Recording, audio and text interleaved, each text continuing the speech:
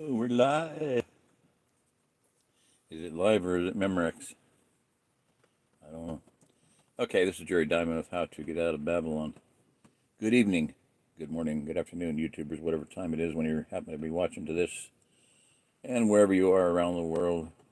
So, you know that some people follow me from other countries, Spain, Russia. So, some people are from places like Nigeria and Ethiopia, places like that. So, a city set on a hill cannot be hid.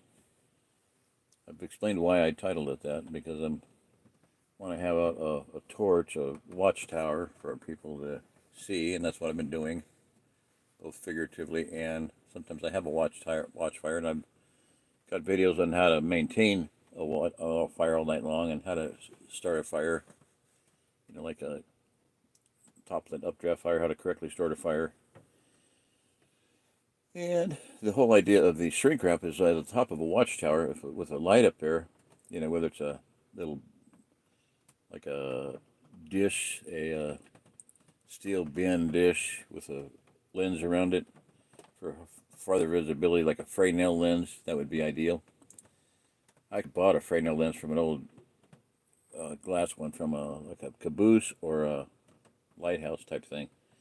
Fresnel lens was designed, that's what you see in lighthouses, that they have a lens that projects a long distance. Trains had Fresnel lenses. It looks like Fresnel, but it's Fresnel. It's French word. It's not Fresnel. But I'll say Fresnel if you insist. But anyway, to have the capability of seeing a light from a long distance, that's what I want to have here, and that's what I do have here, in essence. So people, I want to have the capability to bring people in and help them, and that's difficult, especially if the people aren't cooperating. So I think people have the idea, and I really seen this over the years, that I want to join a community so I can sit on my butt and not do anything. Now, I'm not saying everybody's like that, but there is that, and you need some time to heal. I understand that. My ideal thing is to have, like I said, Michael Stockinger and someone down here, I believe it might have been Zimbabwe Zach. One of you can remind me if you're on right now, or if you hear us, go ahead and comment on the section below. Even if these videos, if you don't get for a week from now, there's a comment. You can comment just like every other video in the world. You can comment down below. So if you have anything to say, go ahead and say it in the comment section. It doesn't have to be only on live chat. A lot of people seem to think the only time they can say anything is on live chat. So, go ahead and comment it down below. But someone said I need to have I think they said safe, and they wanted to say soft landing place. That that is what was in their heart to say, was it? I need a soft landing place. And they said, I don't want to sound like I'm a pansy or candy ass, civilian or whatever. So they said they changed that word soft, what they wanted to say soft, to safe or some other word, They heard me, I used the phrase soft landing place, because I've heard that 100 times from people. Michael Stockinger, my friend, said it. He came and lived on a farm for 2 weeks. I found him a place to stay. And that's the thing is, it takes time to find a place. I said that in my video, not my video, but my poem. It takes time to learn the ropes, to be trusted, learn the ropes. You got to put in a little bit of time. And recently I had a situation here, last few days and today, culminating in today, of someone that came out, and I wasn't fast enough with open doors and red carpet and a nice, warm, cozy place to stay, which I do have a cozy place to stay. I've got the Airstream in this trailer here, and I offered him, you can stay in here, I don't care. This has got electric heat, you don't have to worry about the stove. I can go live in the Airstream with a stove, no problem. I really don't like living in a trailer without a wood stove. I love wood stoves. I love operating them. I love putting the wood in. I smell everything. I love everything about it. Different kind of heat, different kind of lifestyle.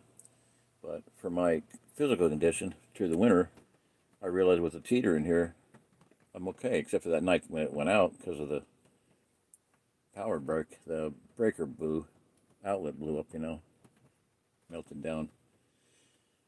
Anyway, Point being is, I offered a place to stay, had that covered. Storage was not quick enough, so they headed back to Denver. Really? They're going to say 3 or 4 days, and he specifically told me, don't worry about doing all that stuff. You don't knock yourself out doing that. When my friends get here, we can do that. They are really fast at doing things. They're strong and they're capable and everything else. Well, they were only here for 45 minutes before they took off. They didn't put any time in. They didn't meet anybody. Didn't meet Bill. Didn't meet my son.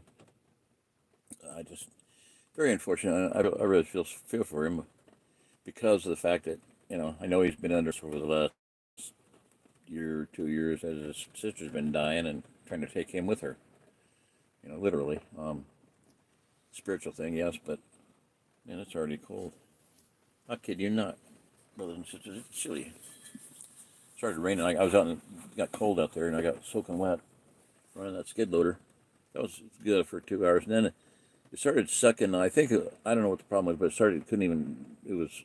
I could feel it bogging down. I thought, oh, humidity. The moisture in the air filter, air intake. I think that's what happened. So I don't know what kind of system. I got to talk to my son about it, but it stopped running. So didn't stop running totally, but I turned it off before it did. I knew I wasn't going to make it up the hill, so I just parked it where it was and left it there. Anyway, I've had a couple good hours on the skid loader. Really efficient to get things done. I didn't get anything done for me. I got a lot of stuff I want to get done, so I'm hoping it's running okay when it dries up. So.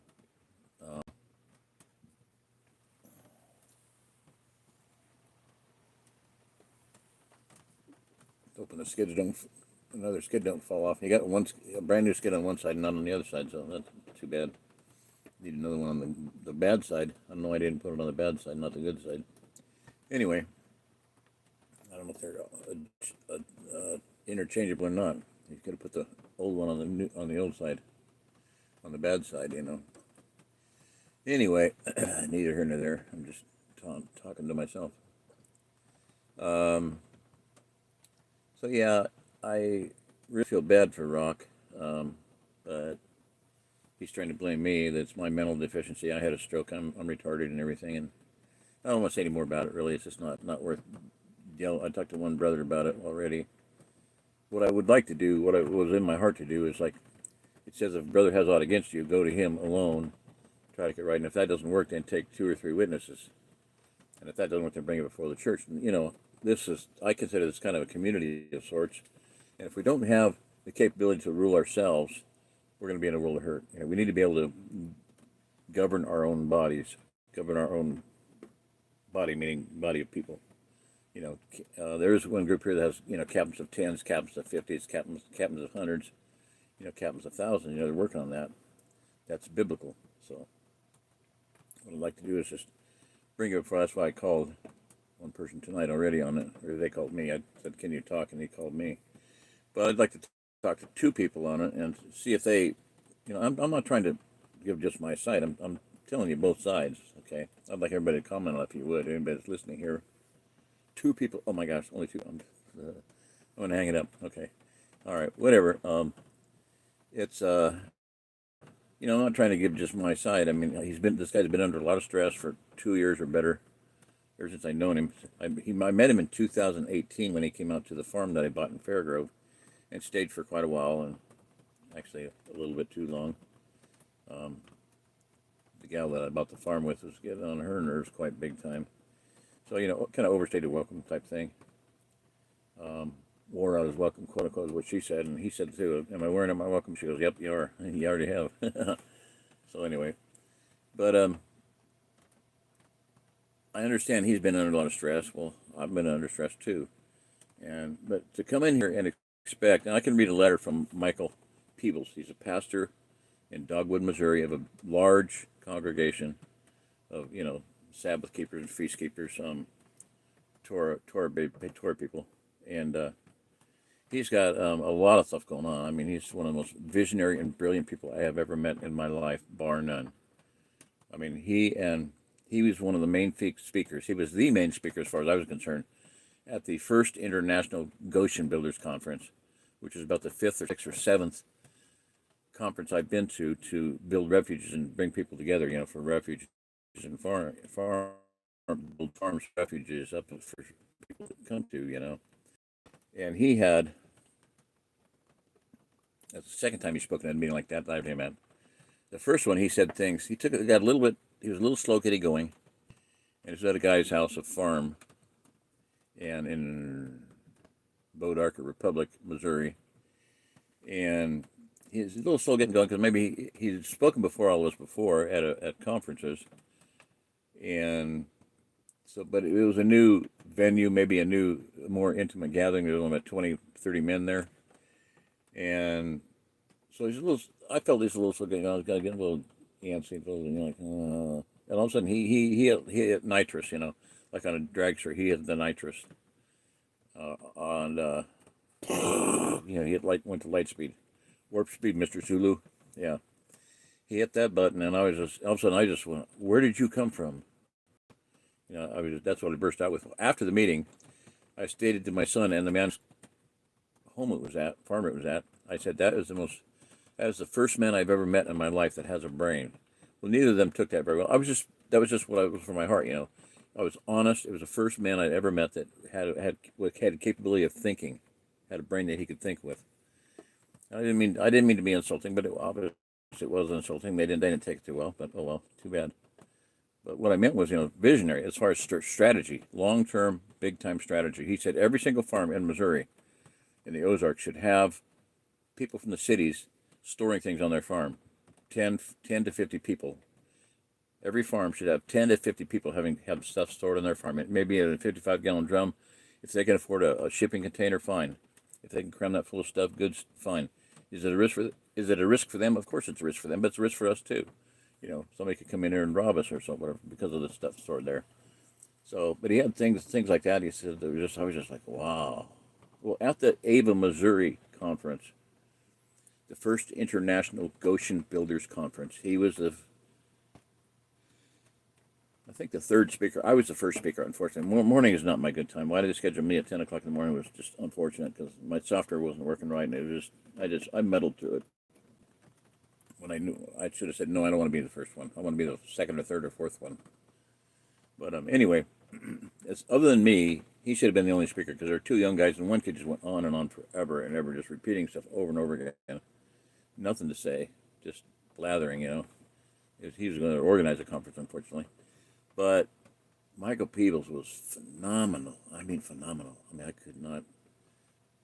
going to say I could not believe it. It was not unbelievable. It was amazingly perceptive, in-depth foresight, strategic foresight. That's what providence is. Providence means pro-video, to see for other people, to video for other people. Video pro-video, right? Video see for other people. That's what the word providence means. And we're supposed to be providential. We're supposed to be envisioning. We're supposed to be thinking of the future. We're supposed to be planning for the future. We're supposed to be planning against what's going to happen in the future, if that's necessary. And it is. And where we're living in right now, we better be planning against what's going to happen in the future, or you're going to be part of it. And unfortunately, this guy that left today to go back to Denver is going to be part of that. I had no doubt about that in my heart at all. I don't understand why they made the decision they did. His friends were, very quick to bag it. And in fact, it was the younger brother that said, "Hey, this isn't working. We need to go." They'd been there for literally like 45 minutes maximum. We walked out to the skid loader to start working on it, to get the track on, and they bagged it right then. They said they're going into town to put his things into storage. Well, they didn't. They decided to go back to Denver. So I told them, I said in a text, I said, look, you're turning back to look at Sodom, pillar of salt. What is Lot's wife's name? Rock, can you tell me what Lot's wife's name is? No, you can't. Nobody can, because it's not in the Bible. Lot's wife is nameless. And who was the guy that was a hassle to Lifestyles of the Rich and Nameless? There's a song, Lifestyles of the Rich and Famous, Well, the Apologetics, which is a Christian parody band. We're a parody band. We're a parody band. Anyway, they have a song called The Lifestyles of the Rich and Nameless. Right there. Lazarus, yeah. The rich man and Lazarus. What's the rich man's name? Hello? Anybody? Hey, Rock, what's the rich man's name? There isn't one. He doesn't have a name. He's nameless in the kingdom of God. What's Lot's wife's name? Nothing. She doesn't have a name. She's nameless. She has no record in the Word of God. And I'm afraid that, we're a rock and roll band. Tell us what you can. Yeah. I'm afraid, sir, that you're probably not going to have any recognition in the kingdom of God for very long anyway, if you did. You turned back, looked at the Sodom, you put your hand to the plow and you turned back. Within 45 minutes of being here, I don't understand that at all. Not giving Bill a chance, not giving my son a chance, not giving John a chance, not giving Rick a chance, nobody. Didn't talk to anybody, just bagged it. Anyway, I don't want to talk about that. I'm trying not to negative. I don't want to be harping on him because he's not going to be able to defend himself unless he gets on the text stream one of these days and listen to some of my old videos. And he doesn't have a YouTube channel, I don't think, to, do a video response. Although, anyway, my point is, what is my point? I don't know. Come out, like I said earlier on the earlier video today, yesterday, was it today?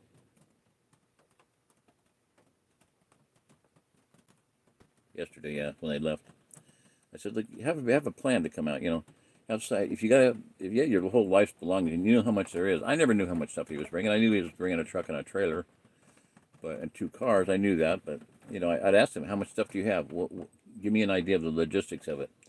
He and I never talked about where we're going to put the stuff. He didn't say I have to have secure, lockable, storage. I don't even have that. I've had that for a while. I had the other Airstream until it got rented out. So, I don't have a secure, lockable storage other than what's in my trailer here and the Airstream. I have them. They're both lockable. When I leave, I can lock them. That's it. Stuff in the barn. I've had stuff stolen from here. Bill's had stuff stolen. Life is hard.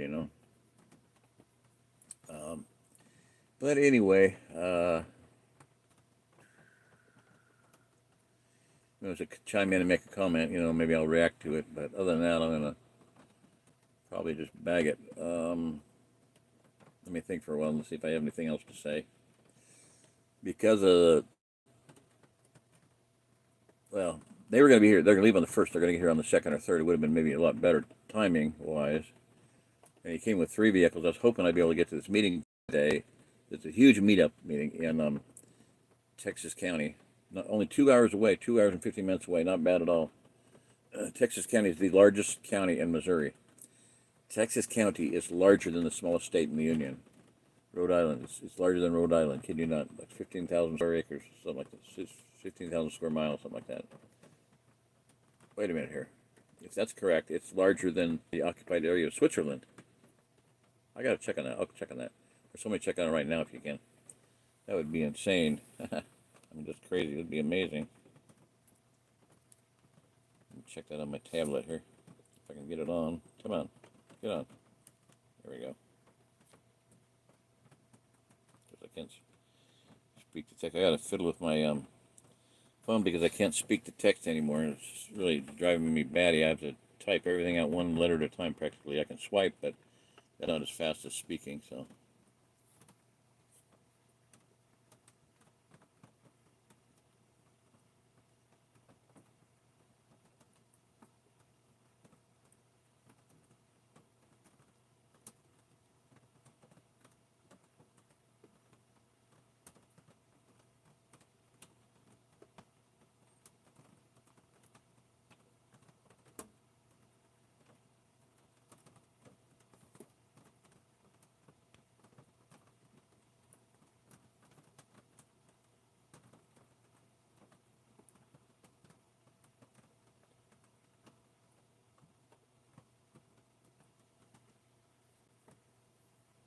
Okay, 1,200 square miles. Yeah, I should have known that because most counties in Missouri are like 400 or 500 square miles. Cedar County, I think, is about 450 square miles. St. Clair's a very large county. It's 900 square miles. So yeah, and so yeah, Texas County is right under 1,200 square miles. So look up the square miles of Rhode Island. I'm not going to do it right now because I know it's larger than Rhode Island, so I'm not even going to bother to check on it. If Rhode Island got bigger since I last checked on it, then, or Texas County got smaller, then we'll deal with it. But yeah, imagine that. The county in Missouri is larger than the smallest state. That's pretty cool.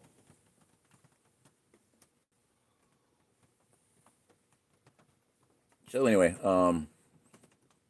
6 people. Okay. Anybody got anything to say? Hello? Pasta lasagna. Hope there are no trolls on tonight, eh? Welcome aboard, Jerry. It's just us. No, come on. There's got to be more than that. There's 7 people on, Ray. Come on. Don't tell me that. Hey, Ray, what are you doing? So are you still meandering your way back home?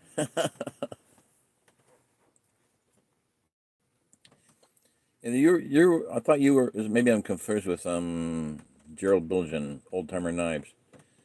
One of you is around Pomona. Are you in Pomona or are you in Arkansas? Are you in Missouri or Arkansas? I guess is what I'm saying. No, not exact location, but ballpark. I was thinking you were around Pomona. Maybe I was wrong. If you can let me know on that. Anybody else say anything? Hello, hi, everything. Good evening. That's pretty weird. Ray, it said there were 6 people, now 7 people. Now there were 6. Now there's 5. So I guess it's not that interesting for everybody. So I'm just dealing with try to get how to get people here without having them go back to where they came from.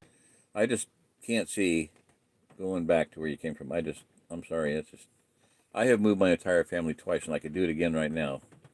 I moved lock, stock, and tomahawk from Denver. We left a lot of stuff. Yeah, we left a lot of stuff behind. But 4 large U-Haul loads from Denver. But we had a motto: cut your losses and burn your bridges, and we did. We left a lot of stuff behind. And moving from Kansas down here, we left stuff behind that I didn't want to leave behind. I had a lot of stuff that I would like to have had here, but anyway, we didn't. Such is life. You've got experience moving, Ray. And how you feeling, buddy? You recuperated all you 100%, or you still, got another 6 months or something to convalesce or recuperate? So, and since you're on, did you listen to my explanation of what happened with rock? And do you have any opinions on it, or input on that? What I'd like to have is, like I said, the Bible says if someone has against you, go to them alone. Go to the brother alone and try to make it good. And if that doesn't work, then go before 2 or 3 witnesses. So I'd kind of like to talk to 2 or 3 people. And if the guy's probably not willing to confront, but he's made some really nasty, sick accusations against me, and done some really sick, perverted thing. So I'm just, it's upsetting. I'm not gonna blow it up. I don't really care. He's nothing but dust in the wind right now. Past tense, those whom we do not name before long, if he keeps that up.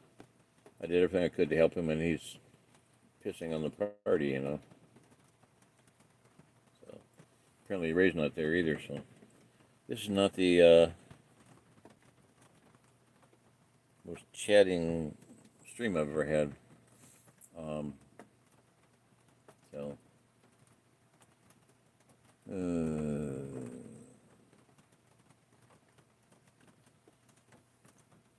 I'm thinking of doing more in the way of background checks. I had that in my mind already, and I started paying for instant checkmate for the 3rd or 4th time, and they stopped taking it out of my account. I don't know why. I didn't ask them to.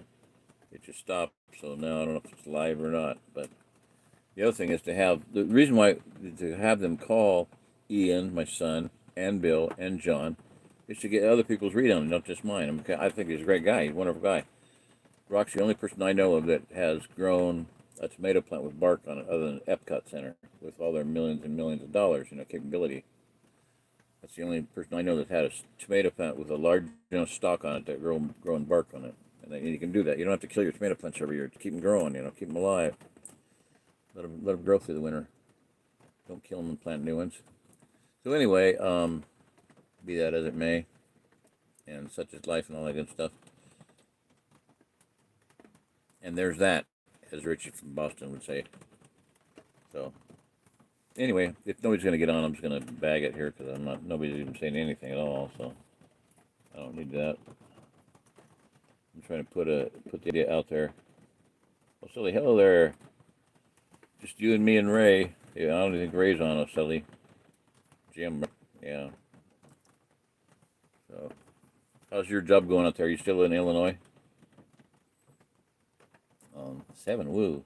Or back up to 7. You still in Illinois, Jim? And any idea when you're going to be finished with that? You know, I had a rough day today. Yesterday, really more. Anyway, you listen to the video later. I'm not going to repeat the whole thing. David Wilcock, yeah, whatever. What a goofball.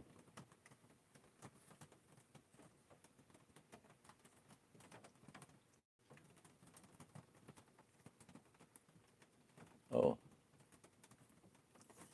hello there. Okay, I was going back to the thing where it started, until I noticed a couple more people got on. ZZ, Zimbob, how you doing? Yeah, they arrived and they went back with their tail between their legs, so we'll talk about it later. I have to listen to the video. Just re-listen to it. I'm not going to redo it right now. It's getting kind of chilly in here. I need to crank the heater up a little bit more. Red Wolf, Team Ukraine or Team Russia? What in the world? Joliet. Hey, thanks for the reply there. Should be back this weekend. Okay, cool. I'm sorry. I'm also watching Naked. What in the world is Naked and Afraid? That sounds interesting. Is that one of those reality shows or something where they go out camping naked? I remember there was one of that. I don't know what that is. I don't watch any TV or any Netflix or Hulu. By the way, if you don't know Hulu, that channel, it's named after Hendrikus Lu. His first name is Hendrikus. He's a Chinese guy. His nickname is Hu, so it's Hulu. That's what it's named after. That man has like 15 to 20 military-grade patents on mind control by the use of, this goes back to VCRs, cathode ray tubes, TVs, little cathode ray tubes, computer screens, but VCRs, it goes back that far. So, yeah, mind control. Controlling your mind, making you violent, making you whatever, dumb. Yeah, I don't watch too much stuff like that. Too much of it's satanic. But anyway, Naked and Afraid, I don't know what that is, so you can tell me or not. I don't, whatever. Zimbabwe, yeah, they came here and they left, unfortunately. That's what my whining is about tonight. My recounting of the tale is tonight. I just want to have, what I want to do is bounce it off a few people, 2 or 3 people, like it says in Matthew. Bring something before your brother alone, for them alone, and then if they didn't listen, then he bring it before 2 or 3 other witnesses, and then if that doesn't work, bring it before the church. So this is a community of sorts. I consider it a community. I consider myself to be have the qualifications for a ruling elder, a bishop, whatever you want to call it. I've been doing this my whole life, a long time. I'm apt to teach. I'm not a striker. I don't fight. I don't get in brawls. I'm not a fisty-cuffer. So if I ever get a first wife, I'll be the husband of my first wife. In my estimation, the first wife is a helpmate, so I have not had a helpmate yet. So I'm still good on that. That was one of the major reasons why I never wanted to get divorced, was because I considered one of the qualifications for being an elder, a bishop, to be husband of one wife. Well, the word "one" in Greek is mia, which is first day of the week, first day of the week, first day of the week, first day. So, husband of your first wife. So I wanted to still be husband of my first wife. Doesn't mean you can't have a second one, but I didn't want to be divorced from my first wife. Well, as I look back on it, she never was a helpmate.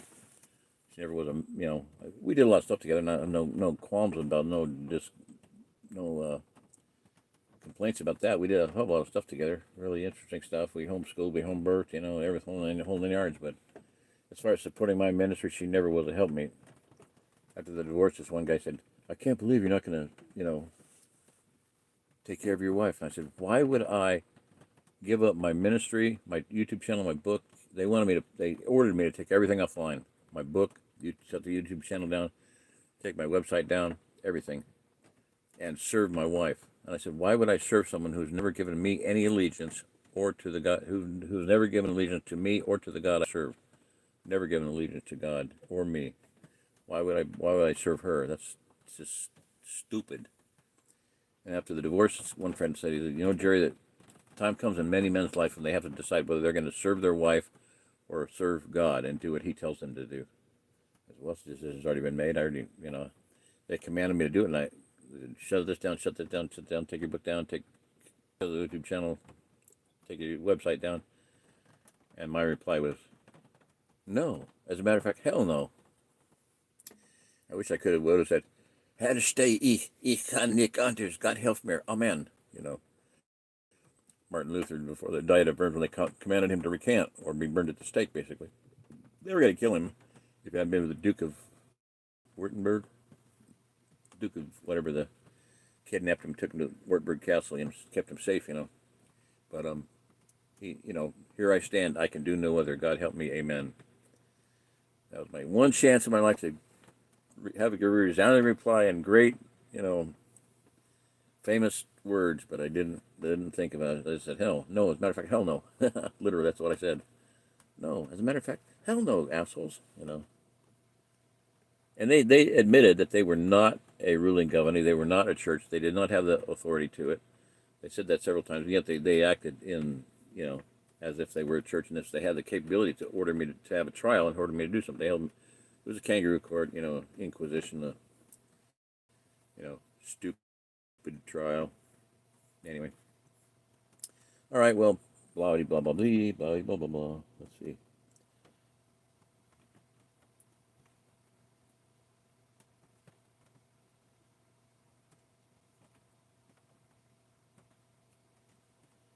I kind of recount it there, Zimbabwe, yeah. Or I'd love to talk to you on the phone sometime, too. Anyone that will be willing to do that, because I want to ask some questions about health again. Extreme, yeah, I figured that was extreme survival. Cool. Yeah. I know they were with one, can't remember what it was, but it was something about being naked. So are they actually naked? Or is this Cody London with, you know, no shoot, no boots? Is that what it is? Anyway, that's really cool, yeah. Extreme survival stuff is really good. You can learn some stuff on there if they're not phonies or whatever. A lot of it, you know, you get there out there supposedly surviving. Oh, they're gonna do this, but they got a cameraman right there the whole time. You know, it's not really what they make it out to be.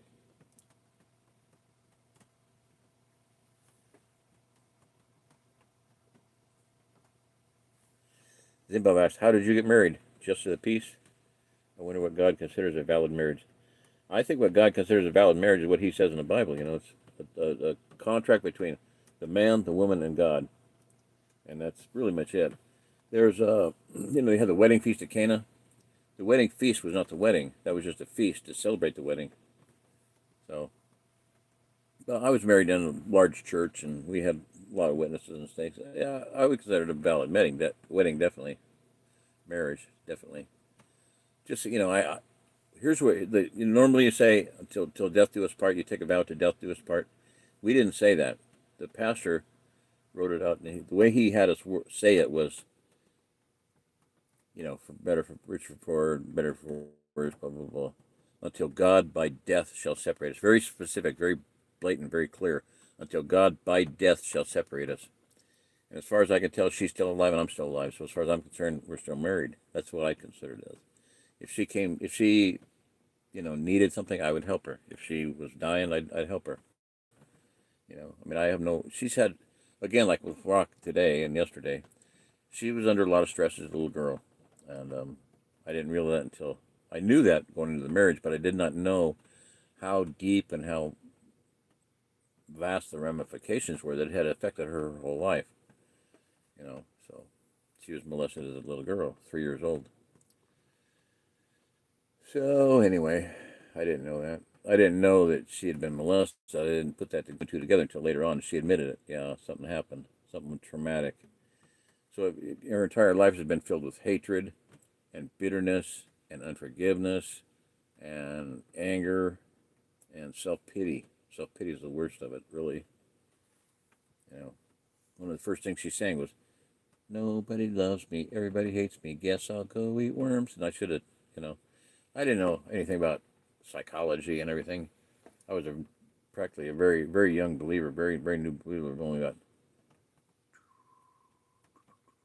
73, about I was a believer for about 1 or 2 years when I met her, so I didn't know anything about nothing. And years later, after the divorce and everything, man, I was at a feast day at Passover, and this family was there, and the dad, the mom, like 10 kids, 7 gorgeous daughters. I mean, man, just talented, voices like angels. And one of them was loving my son, at the time. And at one point, I'm sitting there, and the whole family, they ate, and then they all left except for the dad and the daughter that loved my son. Dad's on my right, daughter's on my left. And I told her how my son broke his arm one time. And she leans in and goes, "What? How old was Isaac when he broke his arm?" And I was like, man, this girl was really, she loves him. And I tried to get him to marry her, but he just said he got really bad cancer from some dumb people. They said, no, she's not good enough for you. Well, shit, she was good enough for him. Sheesh. Anyway, the dad made the comment. He said, all of my children are homeschooled, home birthed and homeschooled. And they will be good kids. And I'm like, my God, that was my problem. I married a public school brat, and I did. I didn't. The homeschool didn't exist when we bucked the system. When we raised our children. She went to the first baby we had in the hospital, and from then on she said, I'm doing that again, never again. So she became, for all the rest, she home birthed, and then she started becoming a midwife, so she could help women have birth at home. But yeah, I was like, I married a public school brat, not a homeschool. There were no homeschool kids around when I was, well, there maybe were, but I don't know.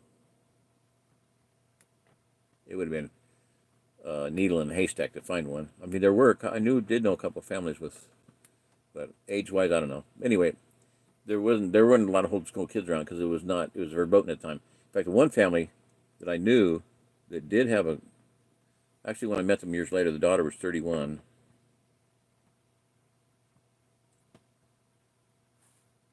That would have been, it was in Denver, after Oklahoma City. It would have been 1997 before we left, so it would have been 1996, right about there. At that point in time, the daughter was 31 years old, so how old was I?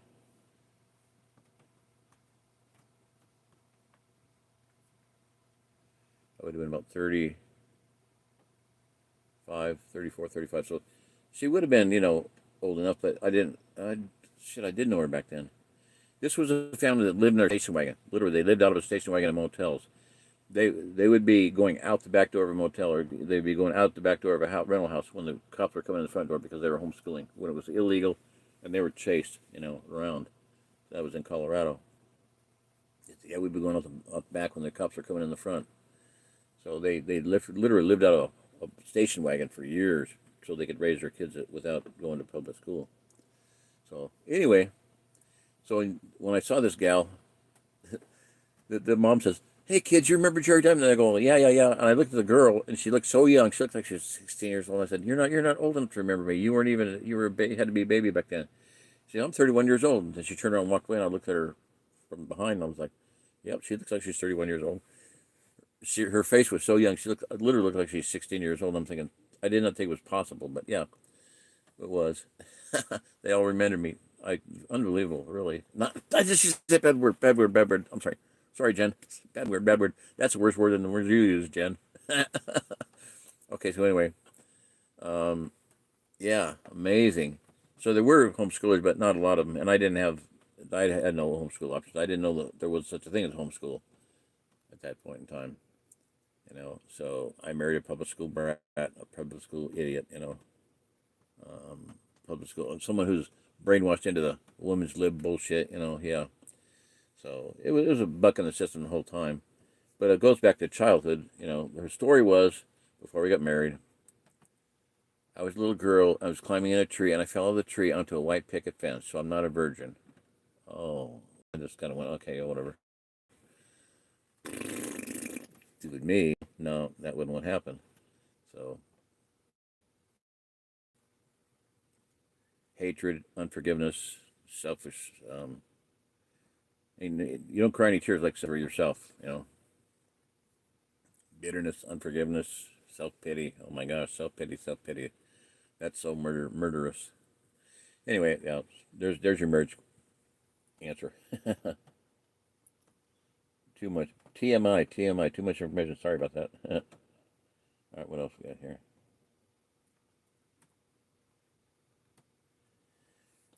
What about it may be? That's actually your last question.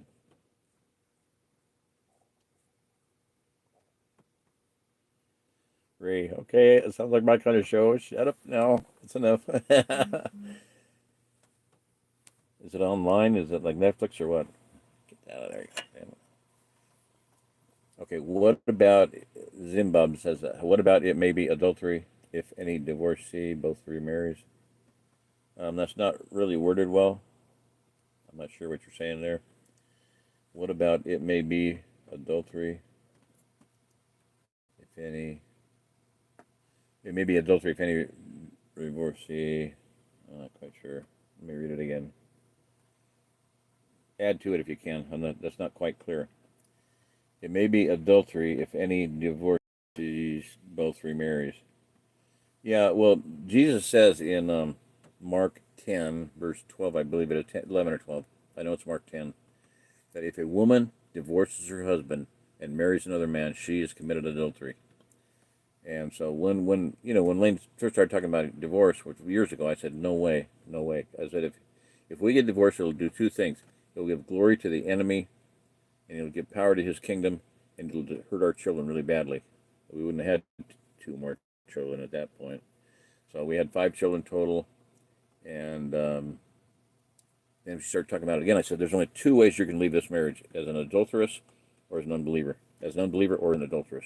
So she ended up leaving as an unbeliever because when she filed divorce with the state, she said, I don't believe there's any hope for this marriage. I don't believe there's any hope for this marriage. Well, there's the Bible from beginning to end is about restoration, about faith.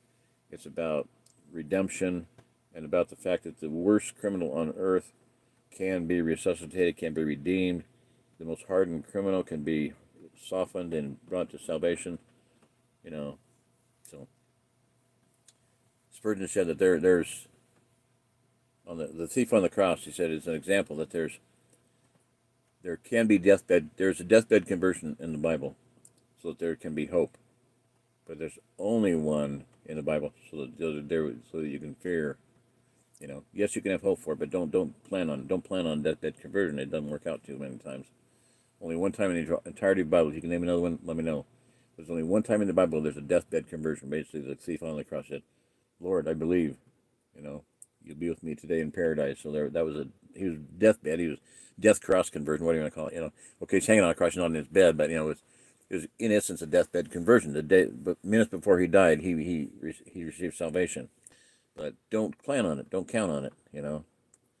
Don't count on that. It's not a good idea to count on it. So,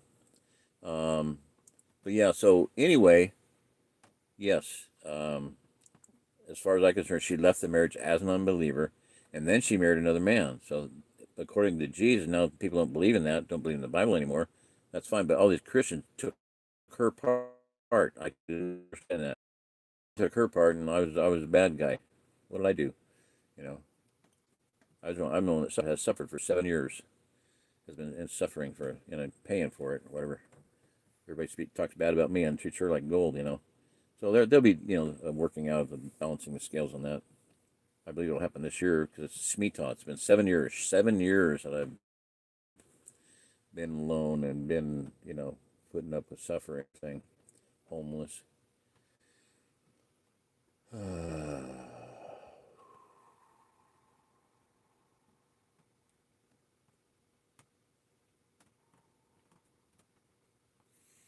7 long years.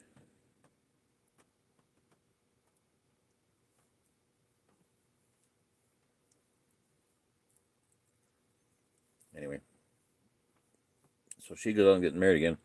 I haven't had a date in 7 years. I haven't married a woman in 7 years. She goes on gets married again. So where's the righteousness in that? Where's the kingdom of God in that kind of situation, that place? I don't know. All right, well, that's not what I plan to talk on. So But sometimes when people ask questions, they get me going. So you got me going there. Now I believe this too, though, that Paul says if the unbeliever depart, the believer is not bound. So that's what I've always held to. If you want to, that's why I said if you want to leave this marriage, you leave as an unbeliever, and she did, and then she committed adultery. So she left as an unbeliever. I'm not bound. Yeah, I believe I'll be vindicated. Thank you for that. Hallelujah. Gives me hope, especially the 7-year thing. It's been 7 years now, and it's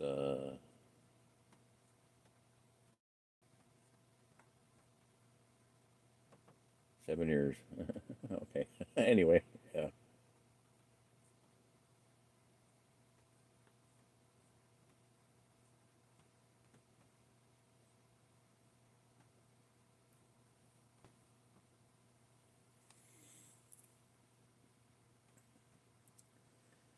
Hallelujah.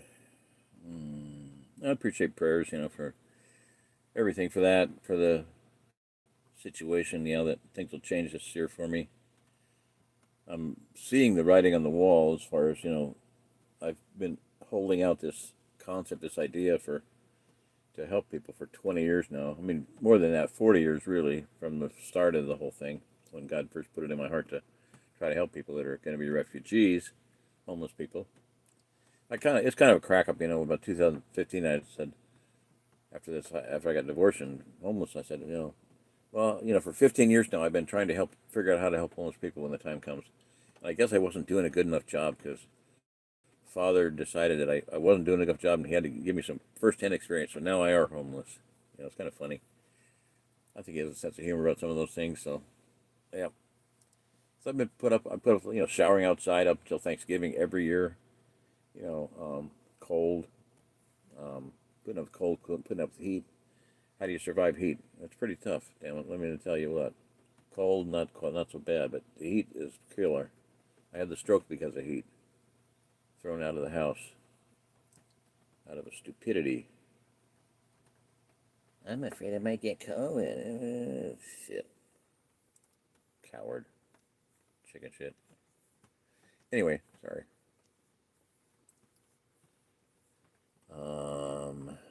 Yeah, I've been putting up with a lot of grief.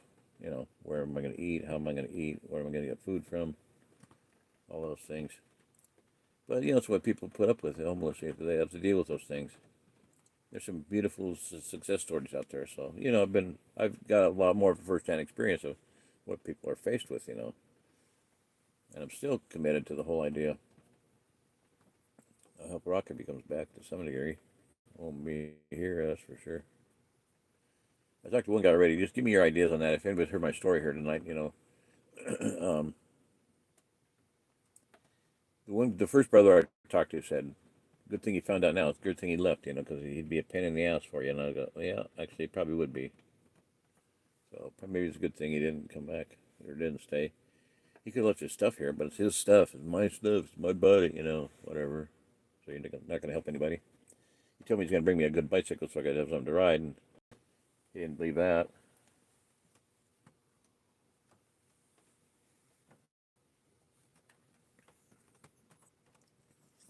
Anyway.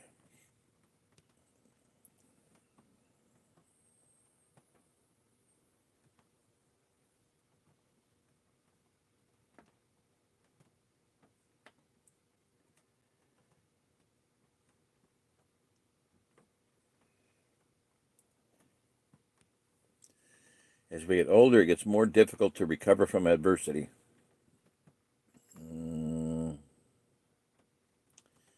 Physically, yeah, that's for damn sure. I've been pretty good at rolling. I call it just rolling with the blows. Like, I get hit, I go taking a roll. I try to land on my shoulder, then roll around to hit your shoulder, your hands, knees, shoulder, hands. Do a roll just like coming down on a parachute. I roll and like get back on my feet and see which way the world's spinning, which way I'm headed. What Father's doing, what He's got planned now. I just which direction am I headed? Where are we going now, Lord? It doesn't bother me too much. I've pretty well tended to land back on my feet, but I haven't had a lot of adversity. It's been hard, but not terribly hard. Not like a lot of people have been through. losing everything and blah blah blah. Just been more learning, constant learning experience. Had to pack up and move. I don't know, like 30 times. I'm really tired of that.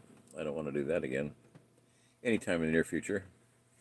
So, but yeah, adversity physically, I'm still not recovered from the stroke yet. Not totally. I mean, I'm doing pretty good. I went around the skid loader for 2 hours today. About an hour of it when it was raining. It started drizzling and raining, and I realized my legs are getting soaked. And my boots are soaking wet, so I bagged it, and it was all starting to suck. I think it was starting to suck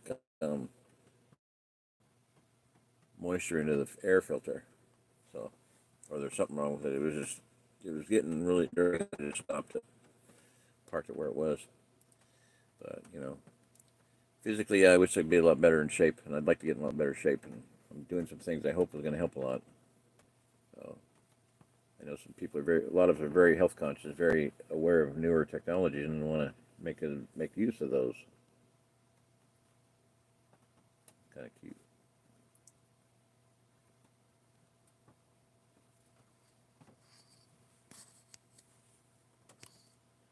Hi, Jack. Don't say that in an airport. Silly girl.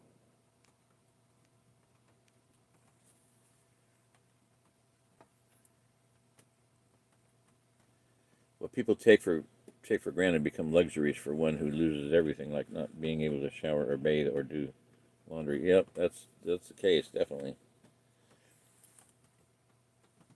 Now, one thing Michael Peebles said, the pastor down in Dogwood, Missouri, I asked him one time about a single woman who needed help, and she said, "Well, what I've learned is that people who have not made plans before the shit hits the fan or before whatever they have to get out need to just come down and face up to brutal reality, and the fact that most people like that want to come out here and they want better accommodation than the people they want to help, the people that they want to help them." And that's exactly the case. What happened today with Rock, yesterday with Rock.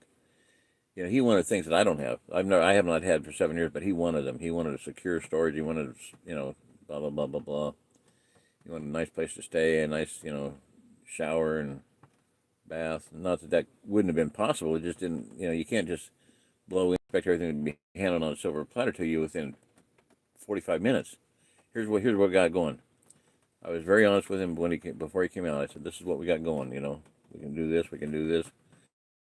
Never talked about how much stuff he was bringing. Never did.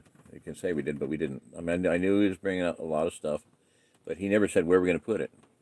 So I don't know. It was a mess.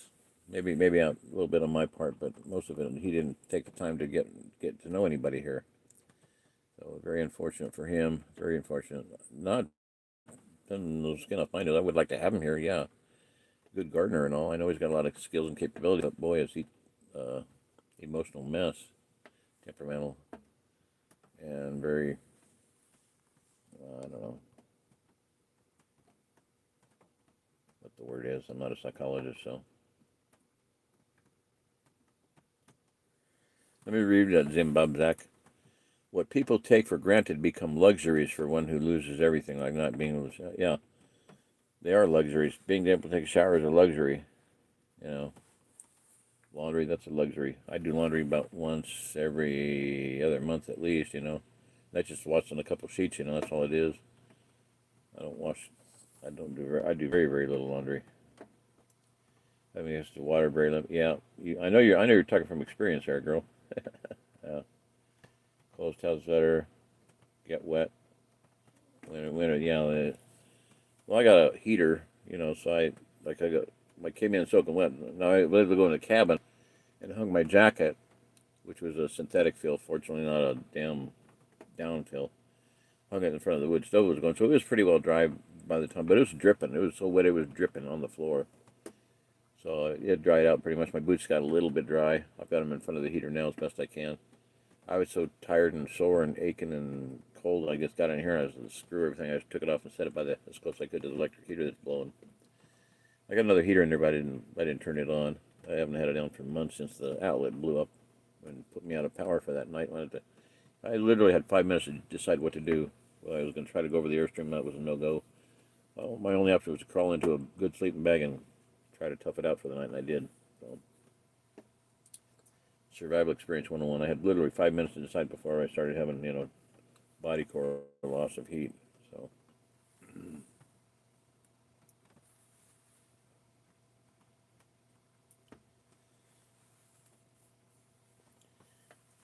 now, Zembab, let me ask you, what do you guys use for heat?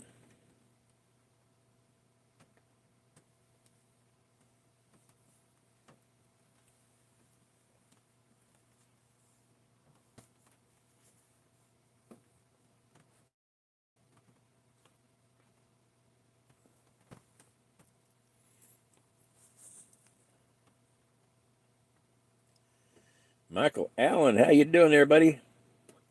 Hello, been a while. Michael Allen says that's actually my biggest concern in any SHTF group effort. A group has to be very serious about vetting individuals who are mentally, emotionally, and spiritually intact. Unstable people can wreck us. Yep, exactly. 6 years now. Wow. Hey, like I said, I'm telling you, people, pray. I'm on serious pray and prepare to move. Zimbabwe, be ready to move because miracles can happen. Don't say it. Don't say it can't happen. Miracles can happen. You can get out of there. You can get husband out of there. You guys can get out of here. Do not put it past. Don't say it's impossible. It can happen. Father can do anything. So, and Michael, yeah, definitely. I paid for it. One time Bill said, we don't even know everybody. I don't know so-and-so's last name. I said, I know his last name. Because he said that, I signed up on instant checkmate. I did a background check. So I have that capability. I was paying for that. It's about the third time I've re-upped for it. I just paid for it. I still don't have it. I mean, they stopped taking it out of my account. I can't find it in my account. So they're not taking it out. I got to call them up one of these days and ask them what the hell's going on and get back on it. Because people I'd like to. It takes time, especially on a tablet and phone. It's very difficult to do. But I still want to have the ability to do some background checks. In this case, this with Rock, that wasn't an issue. I've known him for quite a few years. He came out in 2018 when I bought the farm over in Fairgrove. And, had a good time, pretty much. We took him out looking at land and stuff, which he never paid me for driving or doing anything for him. He didn't give me the bike that he told me he was going to give me, so I'm upset with him. And he needs to make that right. If he's not going to make it right, all he's going to do is send me a picture of his asshole, then. Sorry, I shouldn't have said that. But very sick and perverted there.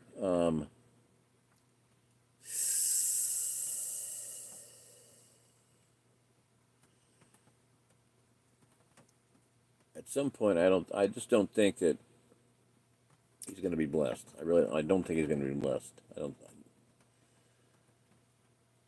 So, and there may be, maybe something bad may happen. I'm not saying it's going to. I'm not saying I hope it is. I hope he survives. I hope he can get back out here. Turn around, and make it back out. But he says it's going to take him a year to do it again. And, okay, whatever. Because the one family made 5 expeditions out here before they finally found what they wanted. So it's only his first try. Okay. I would say this is a really big thing is come out and visit. He did come out and visit once, but it wasn't here. When he was out that time, he should have come over here and talked to Bill and my son. Maybe that would have been a good idea. He was out here anyway. Why did he come out to the farm where I was at, But anyway, there's a lot of people that I've talked to have come out, packed up lock, stock, and toma, and made their own way. I sent them to places they knew had other contacts. But in the case of the family, came out with everything they owned from South Dakota, except for the guy's tools. He did auto body. They came out with everything else they owned in 2 trailers and 2 vehicles. Big truck, big trailer, minivan, and another trailer. Okay. They pulled up and I shook hands with us. He got out and shook hands with him, Bill. Walked up to the minivan, and the wife just grabbed me and pulled me into the van. It's so good to meet you, Jerry. Literally just grabbed me around my arms and pulled me into the van for a hug, She didn't even get out. She just pulled me into the van. That was really cool. One of the neatest meetings I've ever had.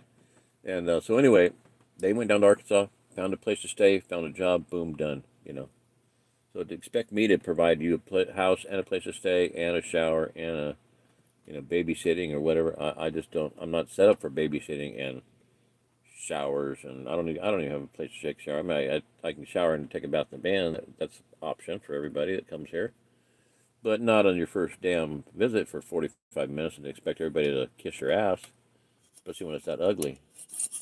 So I don't know. Let's shut up about that. I just got to get that out of my mind. That's just sick. I'm sorry, people. I really do. Oops.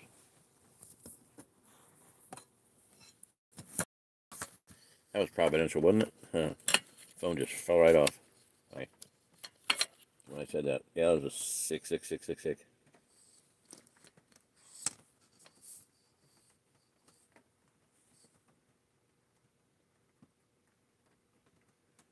Wow. Wow. Zimbab. I hope you get out of there. I hope you get out here. Yeah, I hear you.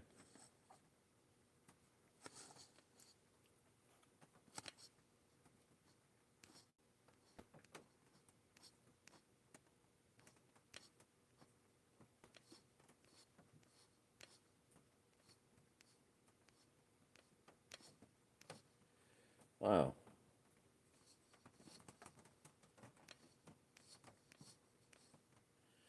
Okay, a lot of comments there. Okay, let me catch up here. I gotta head back up to where we were. Okay. Oh, Jack. I thought it was Zimbab saying that, Jack. Sorry. My last hot bath was over 2.5 years ago. You know what? When you get here, I'm gonna say, you say, "Can I take a shower?" And I'm gonna say, "Smells like a good idea to me, girl." Little lady. Now over at Collins, they had their community center was a 20 by 24 greenhouse, right? And there's a little enclosed corner of it with a shower stall in there. Not my very rustic, very rough, very rough. And I'd say, I love taking showers, especially in the summer. I'd shower every hour if I could, I said, "Can I take a shower?" And Sister Linda goes, smells like a good idea to me, Jerry." So that's my favorite line when somebody says, "Can I take a shower?" I'll tell you that, Jack. Smells like a good idea to me. Very cool. Yeah. I was feeling bad for Zimbab. I thought that was her saying that. 6 years now. 6 years what?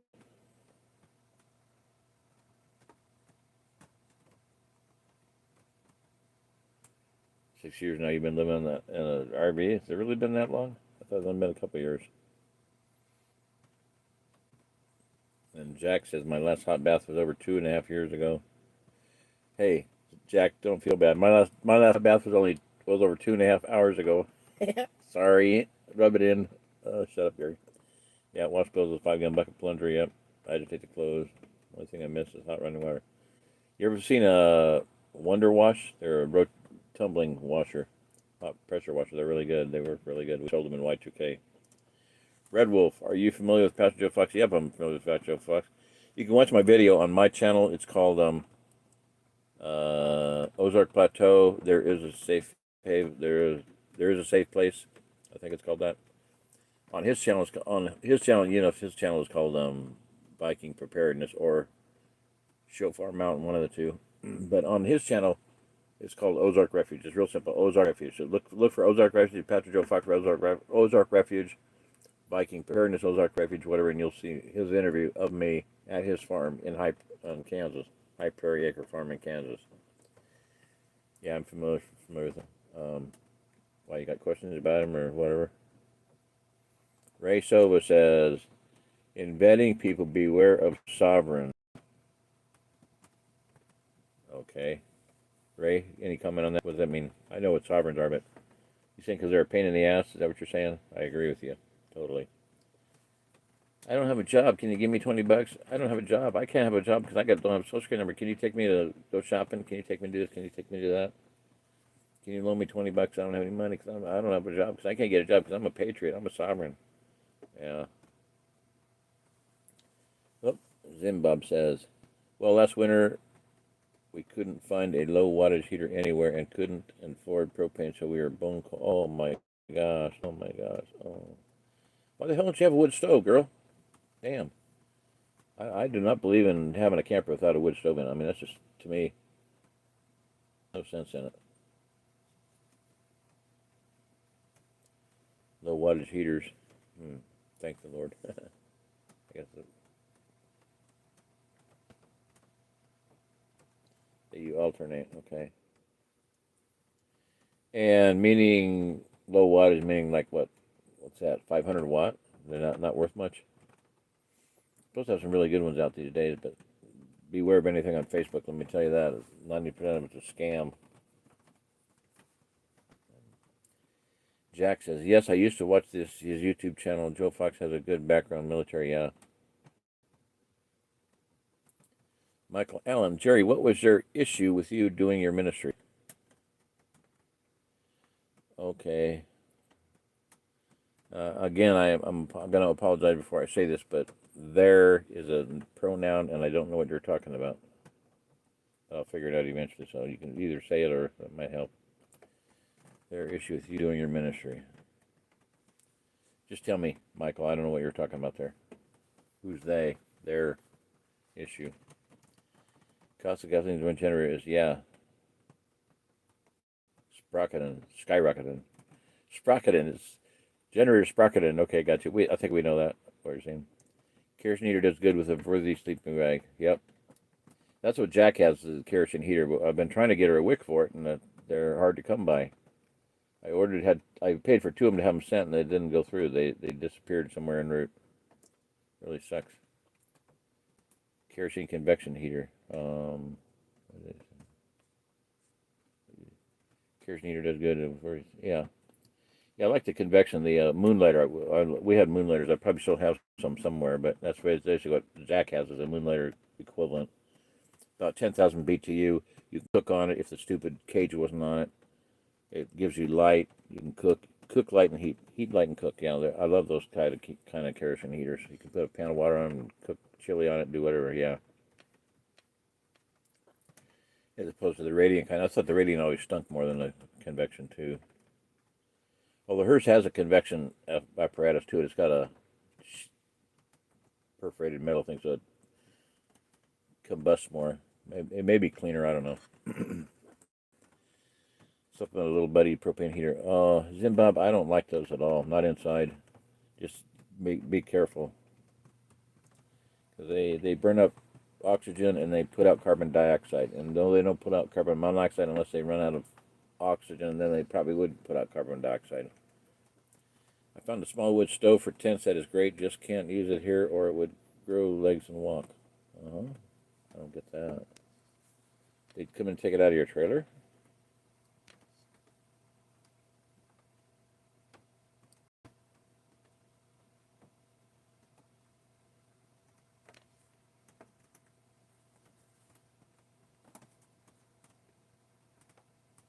Why could you not have a wood stove inside your trailer? I don't get that. Are you talking about having it outside the trailer? I don't know. Yeah, trouble is my head is emotional meltdowns. Yeah, I hear you. I feel for you. I really do. I wish you'd get out of there if there's any way to do it. 6 years leaving. Yeah, I hear you. Yeah, because, yeah, I figured that. I didn't know it had been that long, though. I thought you had been in a house, but that was 6 years ago. Wow, I didn't have no idea of that. I feel for you. Oh, man. At night, I turn off my small kerosene heater. Now I sleep with 6 non-electric heating blankets and 15 cats.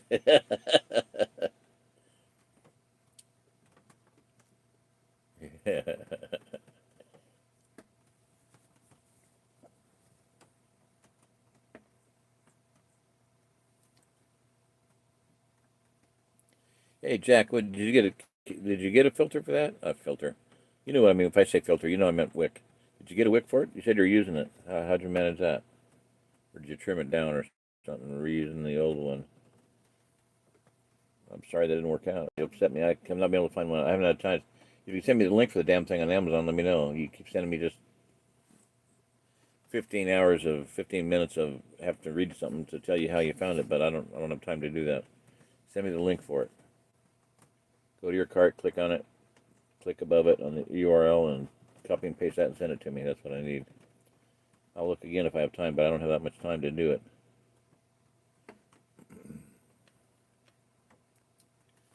Bird bath, baby wipes. Yep.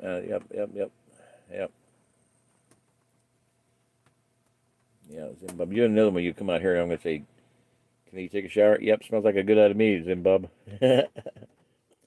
450 and 670. Okay, plug directly into generator. You're not telling me you run a gas generator to produce electricity to heat your house with. Tell me you're not. Tell me that's not so. I think that's what you're telling me, though. That's kooky.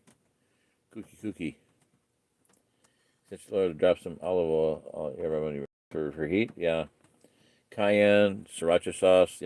Mix up a cayenne tincture of cayenne and rub that on your skin. That'll warm you up, especially your feet, your hands, and it's good for you.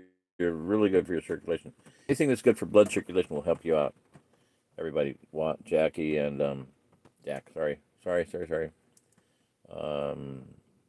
Zimbab. Anything that will help your blood circulation will help you stay warm because it gets blood to your extremities, like cayenne. Rub it on your wrists or your ankles and stuff, and it'll get circulation, or your feet directly, or your thighs, whatever. It'll get blood flowing to your extremities, your feet and your hands. Also, deal with your thyroid. Get some Lugol solution. I'm meaning to do a whole thing on that Lugol solution, so I'll just talk about it right now. Lugol's Lugol solution is a formulation by a French chemist, doctor, whatever, in the last century. It is 60%, 40% mix of potassium iodide and iodine.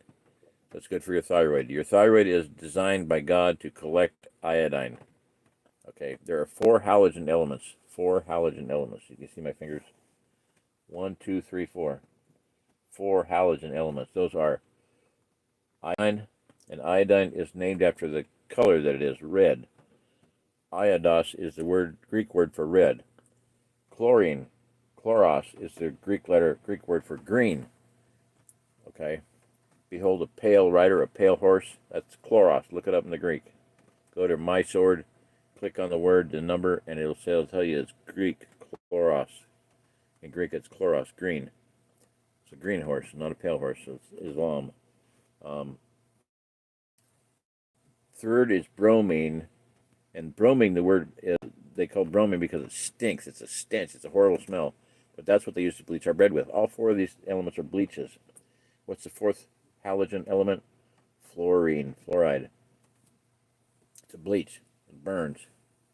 Okay. All 4 of them are bleaches.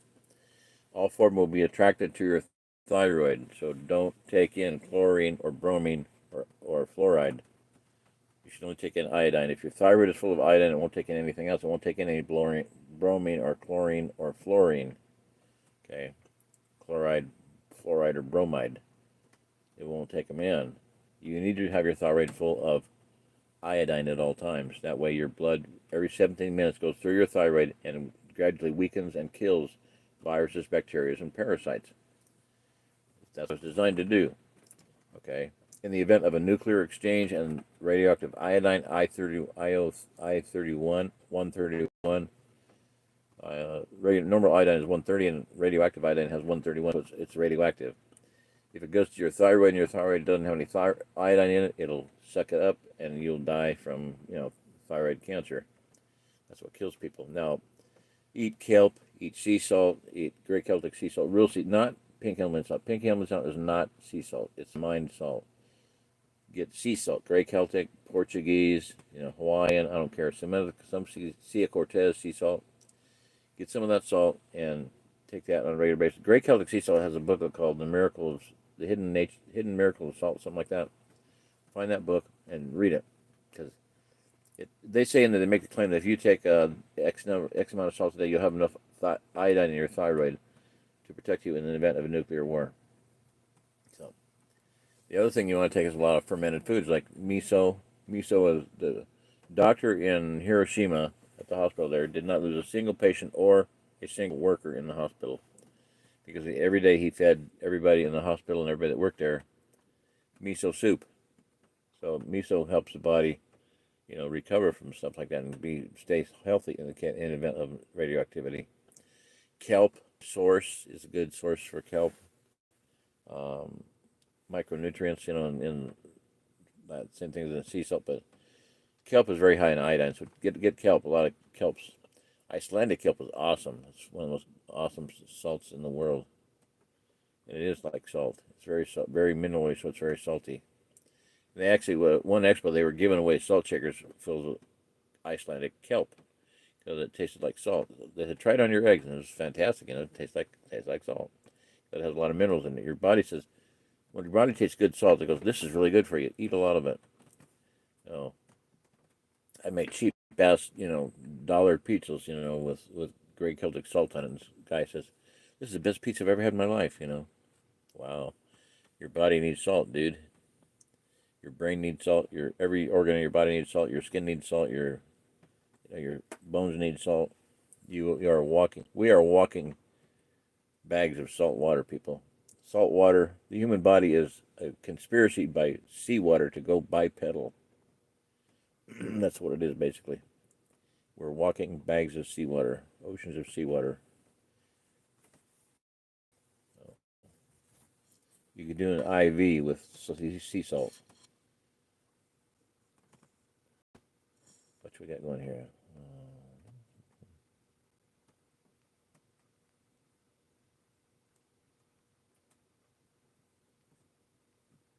Wow.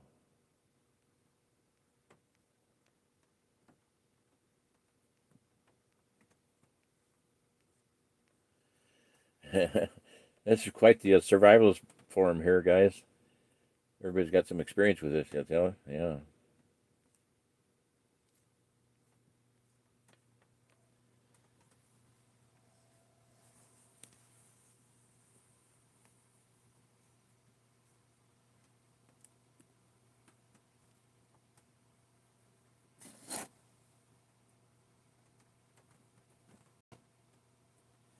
I forgot about my tablet next door here.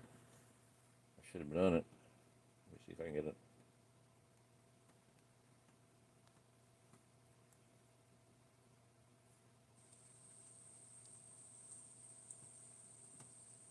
Yep.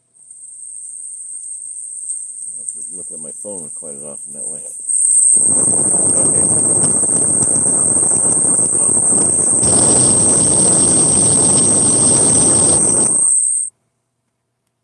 Ray used his dog. Yeah, okay. Yeah.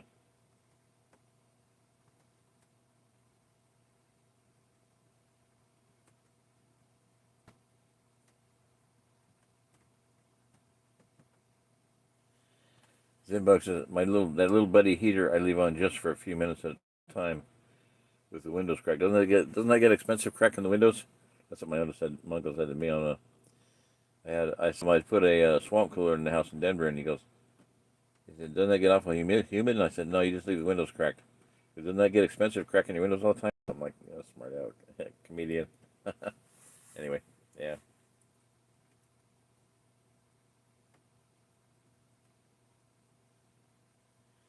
Michael Allen, her problem seems like she didn't get justice on the perpetrator. That's the worst element of trauma.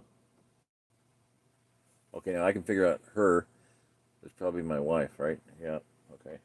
So I finally figured that's the first one I've had. I know what one I was, because yeah, but with no, to see everybody, there's enough information in it. I can piece that together. But when somebody says it or he, and just one very vague, very brief comment, I don't have a clue as what the hell they're talking about. Come on, stop doing that. Um, yeah, and one thing was that I'll throw this out there too on that subject. When I first uh, met her at a Bible study, and she hated her mother. And I mean, she hated her with a. And I was a young Christian. I was like 1 or 2 years old as a Christian. And I didn't know that you were not supposed to take up a reproach. So take up another. Bible talks about taking up another's reproach. Not good. So she had a hatred of her mother, and in my heart, I took that on. And I thought her mother was evil. This is what she conveyed to me. Her mother was more evil than Adolf Hitler and Joseph Stalin. That's the hatred that I got from her. So whatever happened was either her mother allowed it and she blamed her, but she hated her. And the only thing I can remember, honestly, the only thing I can remember that her mother did to her was she made her wash dishes. The kids shared dishes too. There were 3 other kids, There are 4 children in the family. They all did dishes, but she hated her mother. And the only thing I can remember was that she had to do dishes. Big whoopee, you know. So yeah, probably never had any justice and never dealt with it. I tried to get her to a ministry, 2 different ministries. I was trying to get her to Ancient Paths and So. Both of them dealt with past your ancient childhood, take you back to childhood and deal with it, you know, successfully. So never was able to do that before the divorce, you know, because I think that's what the spirit that had control of her did not want that to happen because they knew it would be thrown out, would be evicted from her body, her life. So it prevented that from happening by divorce. So that's my estimation. That's my take on it.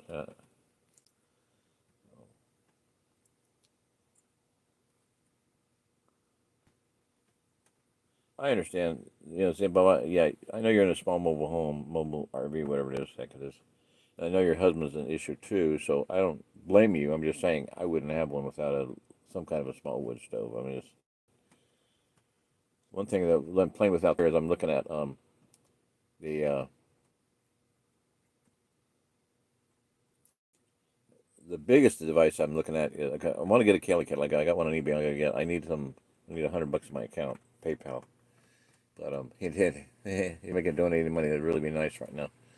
But the Kelly kettle, the Mongolian hot pot, and the Turkish samovar, which I just bought. The Turkish samovar has 3 liters of water, and that's not that much. You can get bigger ones, but my thing is that there's 2.5 diameter inch stack on it. Now, if I put a longer stack on that and vent it outside, that then serves as not only a cooking apparatus, well, for liquid heated with, but you know, water is 5 times. I'll tell you this again: water is 5 times better, 5 times better than anything else in the world, anything else readily available. 5 times. Oh, I can't. 5 times better than anything else at absorbing, storing, and radiating heat. Okay, so the Turkish samovar not only for hot foods and soup and whatever, coffee, tea, and everything, you can have a hot source for water, but it would radiate that heat. And you can vent it outside. A little 2.5 inch hole, you can stick that on anything easily. You know, there's hot tents. You can stick a thing through a little silicone patch, a little tiny window, drill a hole in the wall, side, put it out. You know, so you could vent it outside, have something to heat with, and have another source of heat. And I do not believe there's any situation where you could not have a wood source heat. That's what I'm saying. And that hot pot, let's see, the bottom of it is. I'll look at that because I think the bottom is steel. So if you put it on a piece of wood or put it up on a rack, where it's not going to touch anything hot, you could do it in any kind of a mobile home or park, any kind of a RV or anything, some way it could. It wouldn't mean any stink. It wouldn't mean it would just be hot water and heat available. Hot water and heat. Okay, you can't cook on it because you can cook on it, but you couldn't do it inside because then the fumes would be, the smoke would be inside the house, so you don't want to do that. But as a heat source in an RV, a little tiny place, a tent or something, yeah, I'm going to do it. I'm going to do it. I'm going to tell you I'm going to do it. I'll prove it can be done out there. I got to order some steel pipe, stovepipe as soon as I can. I got them in my Amazon cart or eBay cart, one of the other. Okay, my voice is going. It's getting cold. My feet are getting cold, and I'm cold anyway, so I'm going to bag this one in here pretty quick.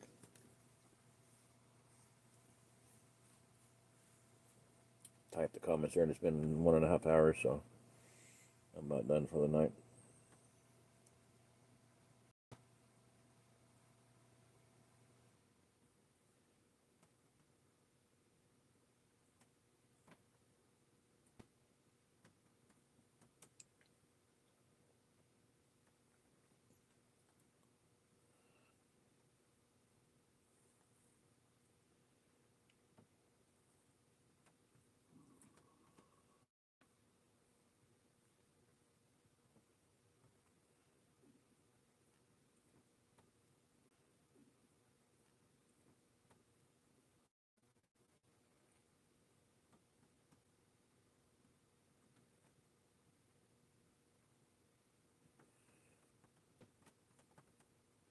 So you said at night you turn off your small one, Jack. You said you turn off your small, but you meant the big one. Is that right? You don't have wick for the small one yet, right? Send me the links for it. I'm gonna ask you. That's the third or fourth time I've asked. I can't keep asking. Send me the damn link for the damn thing. We'll try it again. I'll send it again. I just ended up delivering it to you. I was sure hoping Rock was going to be a good thing. We could come out there and help you out, but he turned tail and ran back to Colorado. Really sucks. That thing really kind of pissing me off. I thought I was going to have a lot of help from him, but no. Oh well.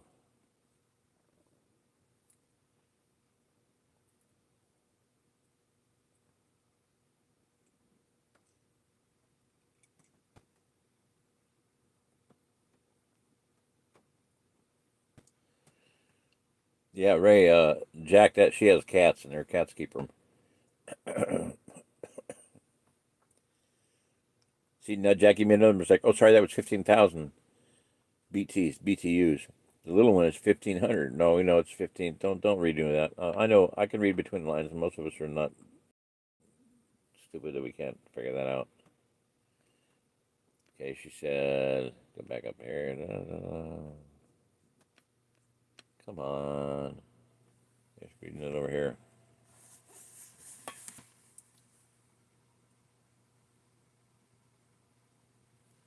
It's a little one, only 1,050 BTUs, but we know you meant 10,500 or whatever the hell it is. 10,000 BTUs is 10,000. That's close enough, ballpark. How much delay we got here? Quite a bit.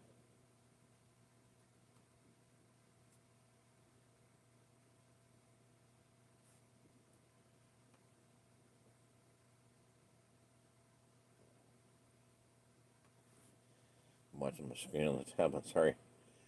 Okay. Ray uses small dog. Jack uses cats. Our only power source is our gasoline generator, and you run a gasoline generator to produce electric heat. Oh my gosh. Batteries? Do you have battery banks, Zimbab? Or is all live? Buried in solar not possible? Yeah. Get unburied, girl. Our fur kids are the best heaters. My doctor said I had the best continuous source of heat. Wow, that's cool. Asian cook good miso soup. Yeah, I love it. I love it. I use it a lot. In fact, it sounds really good right now, man. Oh, make me some. I got some Asian meals too. I could put a bunch in. I should have done when I got in here. I had something to eat hot down there, but man, I'm feeling like, yeah, when I get in here, I'm probably gonna eat again. It's all your fault, Ray. I bought some. I got on Amazon because I got some curry, Indian type meals, mushroom curry and whatnot. So I'm gonna put some of that in, some miso in it. Now, what in the hell did I do with the miso? I brought some back from the cabin. I took a whole big chunk of it down to the cabin, but I put some in something. What was it? Something I put in? Where did I put it? I don't remember. A jar, a bottle. Had a lid on it anyway. I gotta find it. Darn it.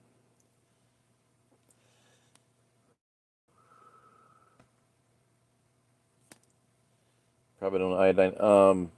A friend of mine, he was a betadine or whatever. One of the things that he had to put on his teeth, right on his teeth, smeared on, and put it on your back of your hand.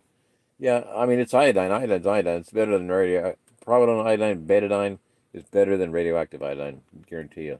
Yeah, get any kind of medical grade iodine, veterinarian supply. Who cares? Normal people, medical. Iodine is iodine. It should keep your, the test of it is you put some on the back of your hand. If it goes away by morning, you need it. If it stays there, you don't. You got enough, but nobody's going to have enough in their body. I don't think anybody would have enough in their body. And I'll say this again: the thyroid is designed to collect, store, and distribute iodine. That's its job in the human body. Your breast needs it. Your cervix needs it.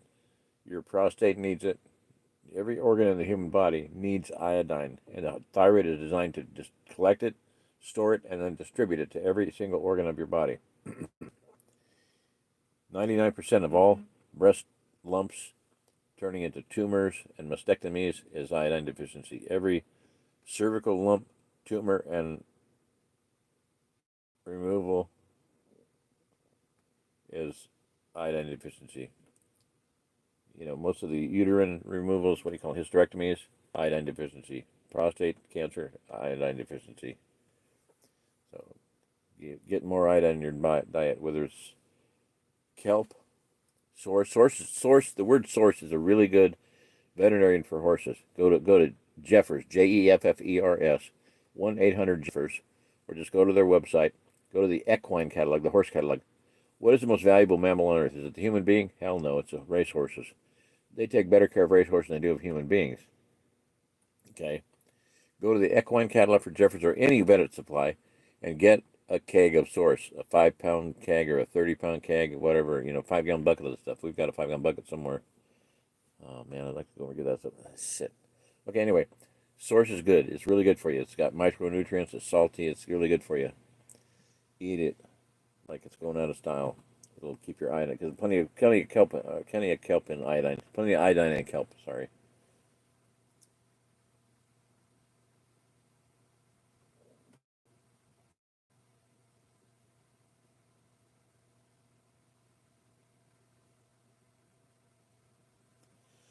Yeah, I don't know if Zimbabwe does that. No, they don't have solar. Yeah, I know that. Sorry about that.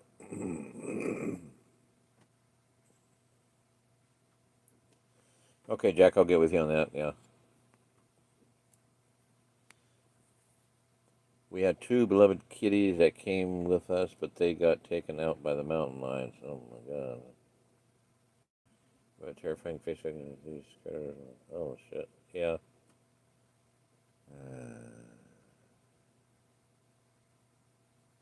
Wow. Zimbabwe, what do you got for weapons for defense? Pepper spray, 12 gauge, 44 mag, 45 Colt, 45 long Colt, 45 ACP, Colt 1911. No, a Glock. Get a Glock. Yeah, you should have something. I hope you do. Crossbow, improvised weapon, spear gun, propane golf ball cannon. That'd get their attention. Pop 3 of those in their face and spare it a few seconds. All right, well, that's done there. Our motorhome has 2 house batteries and 1 starter battery. We have to rotate. Have to R7, maybe that was 8. Rotate, row 8, rate, whatever. Okay, I got you. You got 3 batteries to take care of. Okay. Well, Zimbabwe, you gotta get out of there, please. Oh Lord, please get her out of there, and please get Jack out of where she's at. Please care for Rock on the way home, and shit, I can't believe he did that. We're gonna go to town. We're gonna put my stuff in storage. Okay. Well, they didn't do that. They just went to a motel and ate dinner and went to a motel and stayed the night and decided to go back home. Not my fault. Not my problem either. It's my problem because that much resources are flushed down the toilet. I don't think I'll ever get back with them. I don't think I'll get back alive, personally. Anyway, stupid is as stupid does, as Forrest Gump says. Can't believe it. Come out for 45 minutes and leave, literally. Unfucking believable. Pardon my French, Jen. Sorry. Just unfucking believable. There's no other way to say it. I don't use the word unbelievable either. Stop it, Jerry. Stop it. Yeah, but it's believable. I don't know. Given somebody normal and sane, it's unbelievable. Okay. If somebody's normal and sane, it's unbelievable. But in his case, I guess it's believable. Very sad, very stupid, very ignorant. I can't believe 45 minutes. Stop it. Stop it. I don't believe it, but it is believable. It happened. I can't say it didn't happen. I can't say it's unbelievable. It happened. It takes 2 days to come out here. Probably spend $1,000 on this trip or more. Stay for 45 minutes and then leave. People, tell me how that makes any sense at all. Didn't take time to meet anybody. Didn't take time to meet Bill, Shirley, John, my son Ian. Nobody. Just decided to go back. I can't. And it's all my fault. Oh God. According to him, of course. According to me, it's tough shit, dude. You're that stupid. You did it.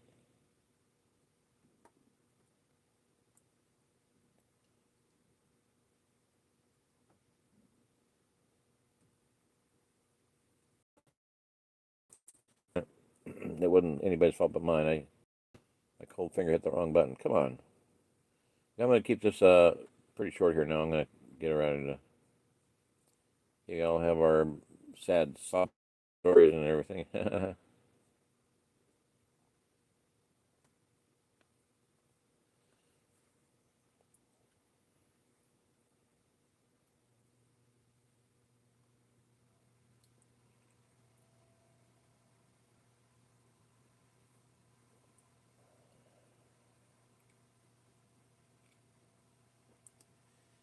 Is your generator is your generator fairly quiet, or does your neighbors bitch about the generator, Zach?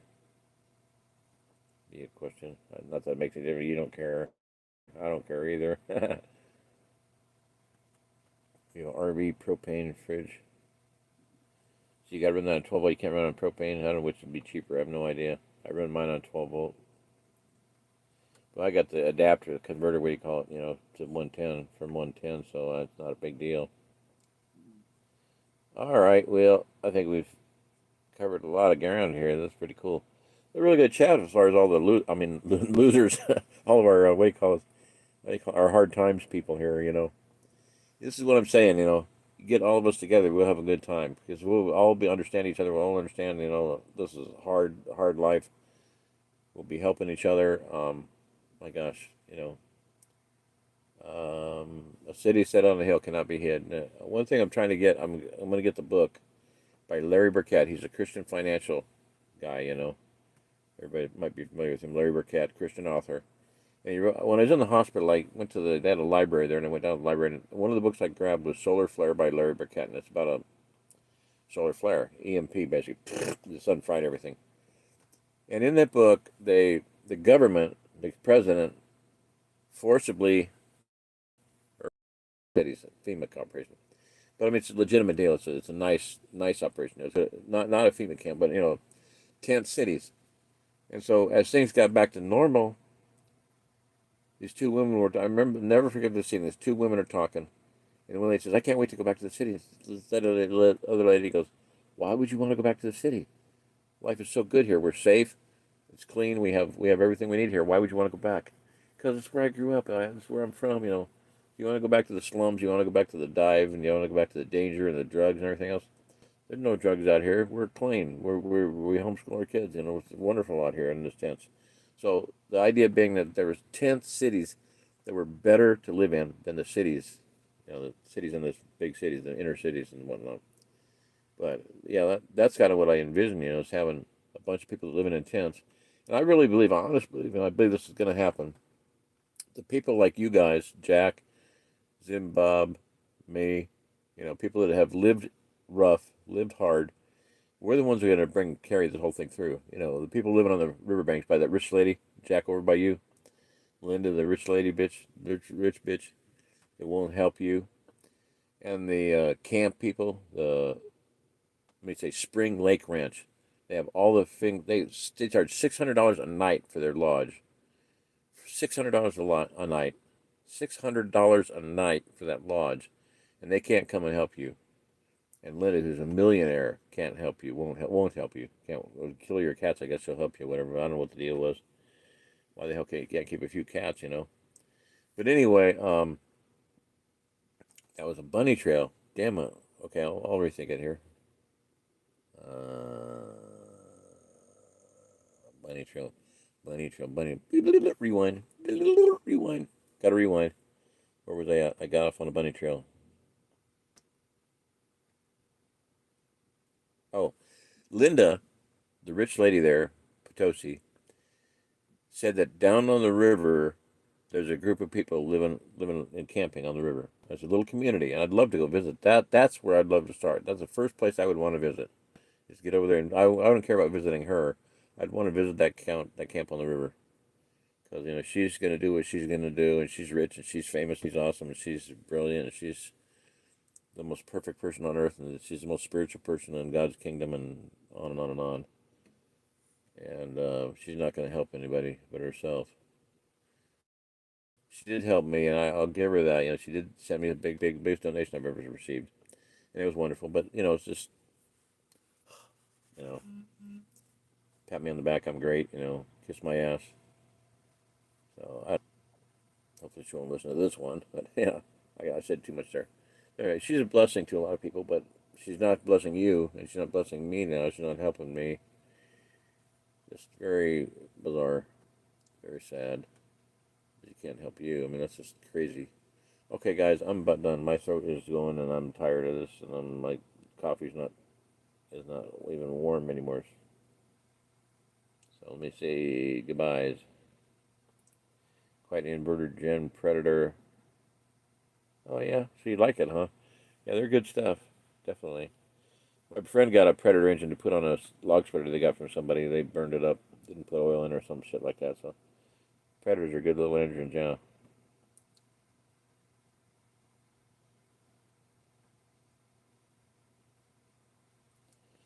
You're welcome, Jack. Been there some. What's that say? Jack Green, thank you for your kind words.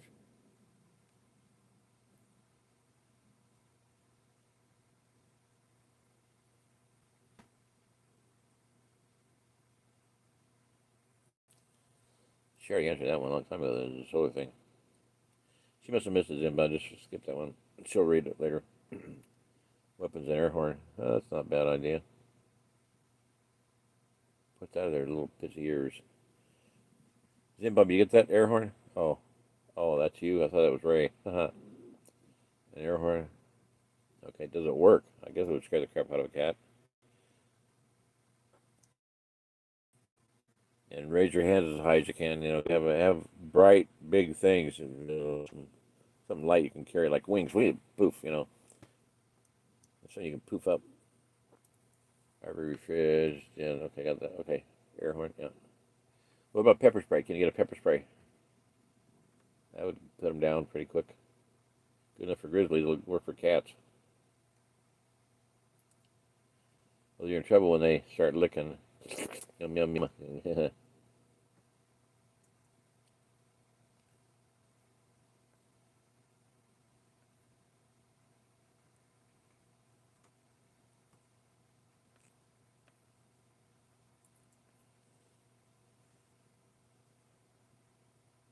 Okay, well, good night, everybody.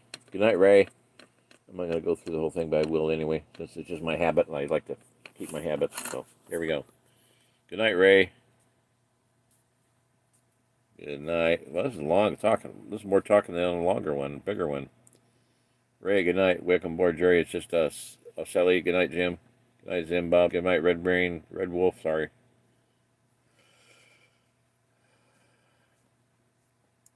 Ray, yeah. Yeah.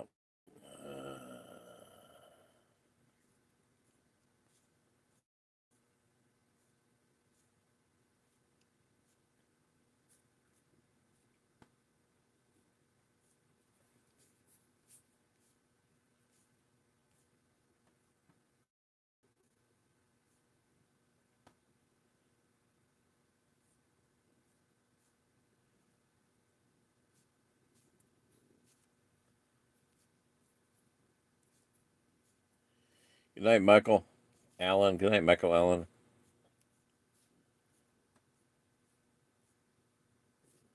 Good night, Red Wolf and Joe Fox. Question about Joe Fox there. Didn't ask anymore, though. Good night, Michael Allen. Slipping too far. Slow down there, buddy. Ray, Jack. Good night, Jack. Jack. Jack. Ray, Michael again. Yeah, good read on that one about my wife. Yep.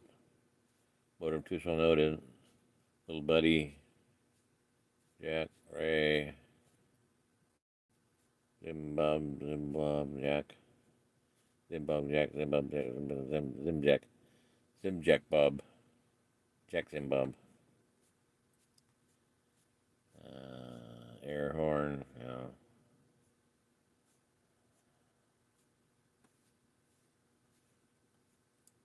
Good night, Michael Allen. Good deal. You said good night.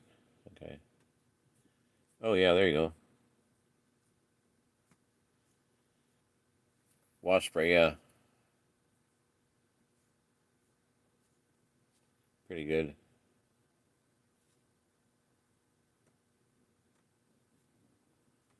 Good night, Ray. We had a Furman generator back for a year. We returned it to Costco for full refund and got this Predator. Let's sell it 20% off Harbor Freight. Cool. Good night, you all. Good night, you all. All right. Good night, everybody. God bless. It was a really good time. I enjoyed it. Hope everybody else did. I think they did. Thanks for the good chat and everything, interaction. Hallelujah.